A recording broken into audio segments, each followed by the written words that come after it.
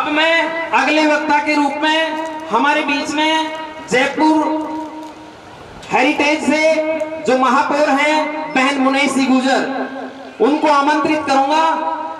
आप आए और इस एजुकेशन मोटिवेशन के प्रोग्राम में आए और अपना वक्तव्य प्रस्तुत करें। बहन मुनेशी गुजर, आप राजस्थान की राजधानी गुलाबी नगर हेरिटेज से महापौर हैं। धन्यवाद। और सबसे बड़ी बात, इनका जो पेरेंटल हाउस है, इनका जो पीहर है, वो हमारे ही इसी विधानसभा में है। एक बार पुनः आप ताली बजाएं इस चीज के लिए। बानसूर में इनका पीहर है और राजस्थान की राजधानी गुलाबी नगर की अपन तो ये कहेंगे कि मालिक है एक तरह से हेरिटेज की। संबोधित करें।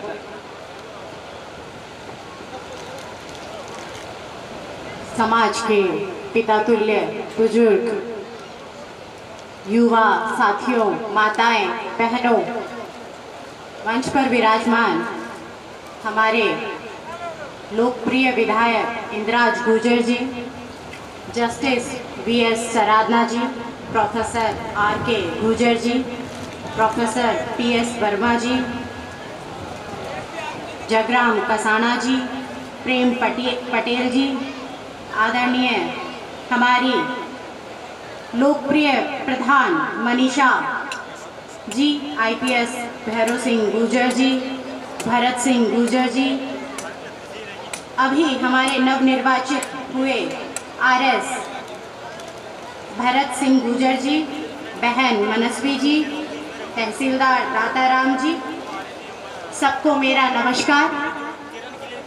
मुझसे पहले बहुत सारे वक्ता बोल चुके हैं। सबसे पहले तो मैं पोसवाल जी को बहुत बहुत बधाई देना चाहूँगी कि आपने इतना सुंदर आयोजन किया और समाज को दिशा और दशा भी दी, क्योंकि ऐसे प्रोग्राम समाज को दिशा और दशा देते हैं। एजुकेशन पे सब लोग बोल चुके हैं, ज़्यादा समय मैं लूँगी नहीं। 2-3 बातें हैं जो मैं कहना चाहूँगी। आज हम लोग आगे बढ़ रहे हैं शिक्षा की दिशा में, लेकिन आज भी जो दूरी तय करनी है हमें, वो बाकी है। हमारा इतिहास गौरवशाली था, दो राय है ही नहीं। गुजरों के आगे वीर लगा है, गौरवशाली इतिहास है। लेकिन आज हमारा आने वाला समय और भी ऐतिहासिक होना चाहिए। इसको सही मायने में हमारी मनस्वी जी और भरत जी ने हमारे आने वाले बच्चों को एक दशा दी है, क्योंकि आज जितने भी काम होते हैं वो सारे आरएस और आईएएस अधिकारी करते हैं। हर जगह हमारे समाज के सबसे कम अधिकारी है और सबसे ज़्यादा काम करता है। स्वर्गीय राजेश पायलट जी की वो एक स्लोगन है कहा हुआ कि हमारे समाज में बदलाव तब आएगा जब हमारे बच्चे बच्ची वहाँ बैठेंगे जहाँ बैठकर नीतियाँ बनती हैं।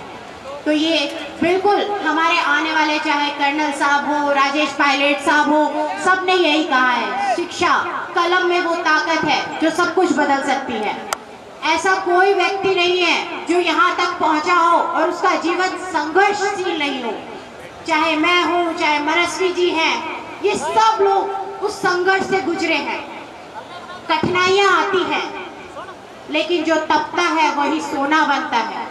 हीरे हमेशा खानों में पाए जाते हैं, तो हमारे गांव के बच्चे वो हीरे हैं जो निखर कर उभर रहे हैं। मैं इन्हें बहुत बहुत बधाई देना चाहूँगी और आप लोगों को यही कहूँगी, दो निवाले कम खाना, लेकिन अपने बच्चों को जरूर पढ़ाना। आज हमारे बच्चे और बच्ची में फर्क किया जाता है। जब माँ 9 महीने बच्चे और बच्ची को पेट में रखती है तो एक भी खून का कतरा ना बेटी को ज्यादा देती है ना बेटे को ज्यादा देती है, वो दोनों को बराबर खून का कतरा देती है। तो यहाँ आने के बाद हम उनमें फर्क क्यों करते हैं? और एक बेटी, पढ़ी लिखी बेटी अपने, मैं तो यूँ कहूँगी, अपनी 7 पीढ़ी को आगे लेके चलती है। और शिक्षा बहुत जरूरी है, लेकिन उससे भी ज्यादा जरूरी है संस्कार। आजकल जो मोबाइल में आप देखिए, ये मोबाइल आपको हाथों में पूरी दुनिया समा दी है। आप इससे चाहे जितना सीख सकते हैं, जितना ज्ञान चाहे वो ले सकते हैं, लेकिन ये आप पर निर्भर करता है आप उससे क्या सीख रहे हैं। इसीलिए यहाँ जितने भी बुजुर्ग बैठे हैं मैं उनसे ये कहूँगी, बच्चों को पढ़ाएं लिखाएं, लेकिन ये भी ध्यान रखें कि मेरी बेटी कहाँ जा रही है, मेरा बेटा कहाँ जा रहा है, क्या काम कर रहा है, क्योंकि आप संस्कार के बिना बच्चों को आगे बढ़ा ही नहीं सकते हैं। शिक्षा और संस्कार दोनों साथ चलने चाहिए। आप सब लोगों को बहुत बहुत इस सुंदर आयोजन की शुभकामनाएं। मैं ये कहूँगी, मैं हमेशा मेरे समाज के लिए खड़ी रहूंगी। समाज के कहीं भी मैं काम आ पाई तो मैं अपने आप को गौरवशाली समझूंगी। बहुत बहुत धन्यवाद। ये बेटी हमेशा समाज के लिए सबसे आगे लड़ती मिलेगी। आप एक बार अपनी बेटी को याद कीजिएगा, बेटी सबसे आगे मिलेगी। बहुत बहुत धन्यवाद। राम राम साहब। धन्यवाद बहन मुनेश जी, आपने बहुत अच्छी एजुकेशन के लिए बात कही। आपका बहुत बहुत धन्यवाद।